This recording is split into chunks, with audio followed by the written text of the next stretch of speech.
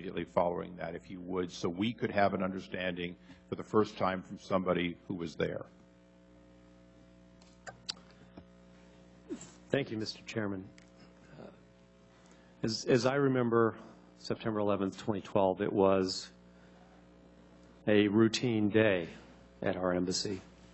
And until we saw the news about Cairo, and I remember sending a text message to Ambassador Stevens saying, "Chris, are you aware of what's going on in Cairo?" And he said, "No." So I told him that the embassy, in another text, that the embassy had been stormed and they were trying to tear down our flag. And he said, "Thanks very much." And, you know, then I went on with business.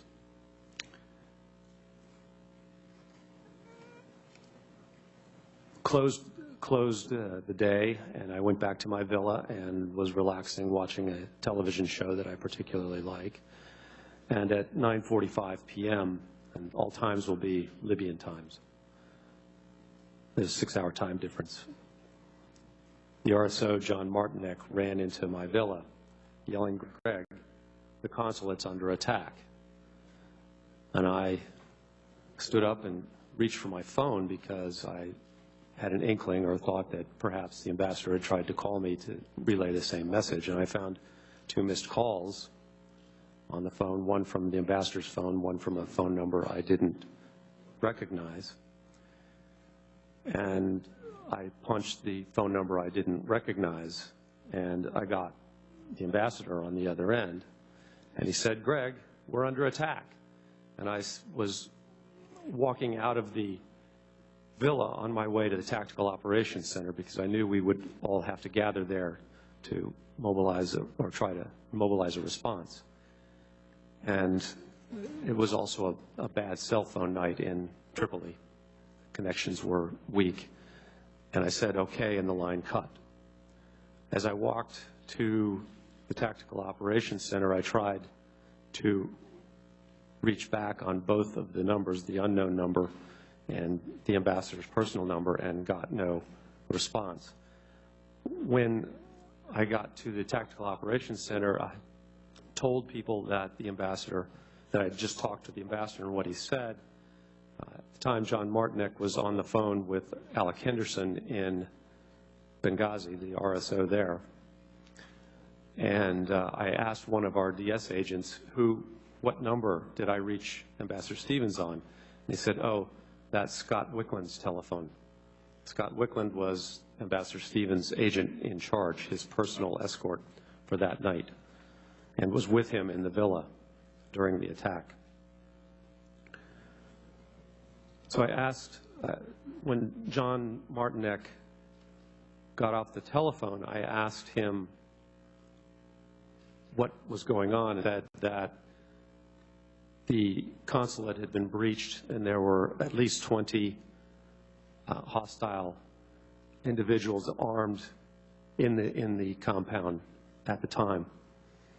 So I next called the annex chief to ask him if he was in touch with the Benghazi annex to activate our emergency response plan. Please explain the annex chief so that people that don't know as much would understand that. No, go ahead, please. Okay, thank you.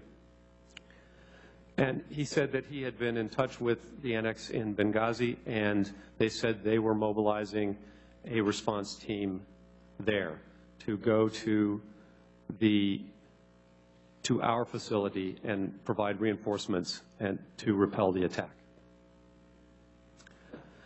With that knowledge, I called the operations center at the State Department at approximately 10 p.m. to report the attack and what we were doing to respond to it. The next thing I did was to begin calling the senior officials in the government of Libya that I knew at the time. And so I dialed first President Magariev's chief of staff and reported the attack and asked for immediate assistance from the government of Libya to assist our folks in Benghazi. I followed that up with a call to the Prime Minister's Chief of Staff to make the same request, and then to the MFA, America's Director. MFA is Ministry of Foreign Affairs. The defense attaché was at the same time calling the leadership of Libya's military with the same purpose, to ask them for assistance.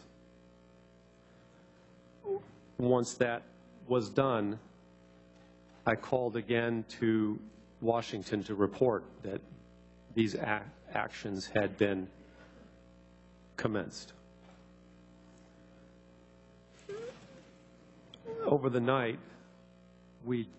night, that is basically how our team operated.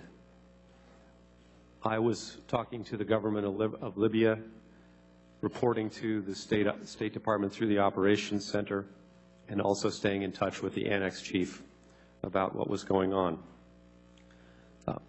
Let me step back 1 minute, if I could, and say that I also discussed with the Annex Chief about mobilizing a Tripoli response team, and we agreed that we would move forward with chartering a plane from Tripoli to fly a response team to Benghazi to provide additional reinforcements.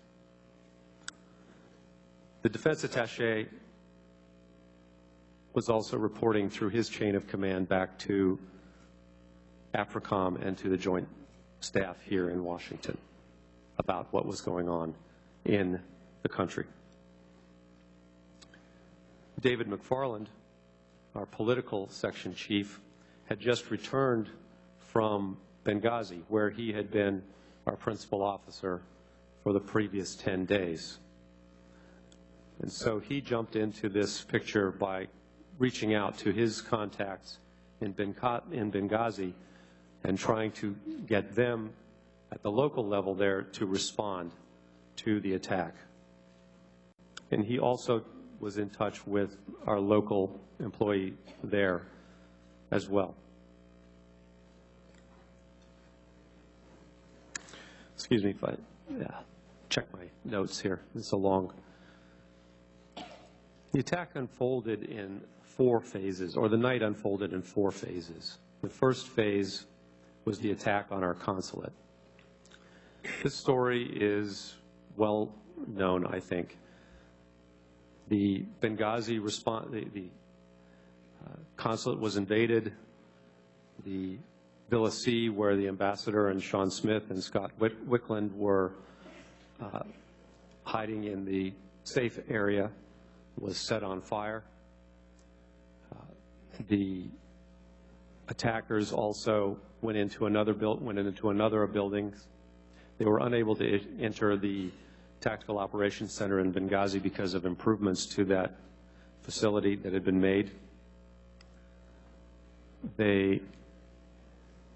Scott attempted to lead the ambassador and Sean Smith out of the burning building. He managed to make it out. He tried repeatedly to go back in to try to rescue Sean and the ambassador, but had to stop due to exposure to smoke.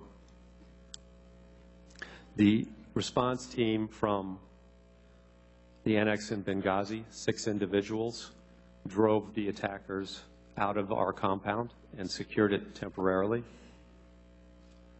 There have been estimates as high as 60 attackers were in the compound at one particular time.